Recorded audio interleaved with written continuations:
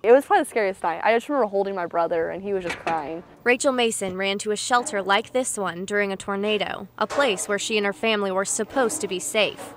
But they found it wasn't safe enough. The mom and I, we were holding the door because we didn't know if the latch was going to come off, because the metal that holds it, it was barely on that metal thing that holds it shut. A flimsy latch that was no match for the winds that blow during an Oklahoma tornado. The door is your shelter to the final shelter when you close that door. So when you're in a shelter where the latch doesn't seem secure, you don't really feel that much more safe.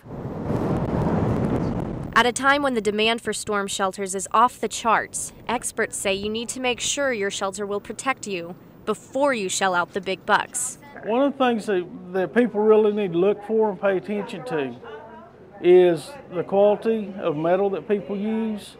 They need to look, make sure they're welded inside and out. It's also a good idea to have more than one way to get out. If the only exit is through a door buried under debris, you could be stuck. Do your homework on the company selling the shelter.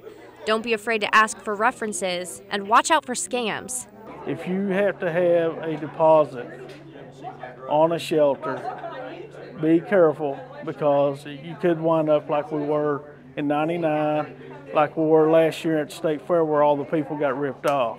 You can tell a lot about the sturdiness of a shelter by looking at it and trying it out for yourself before you buy it. Some simple steps now that can save you a world of worry later. This tiny little metal piece and then this little latch was just not safe enough.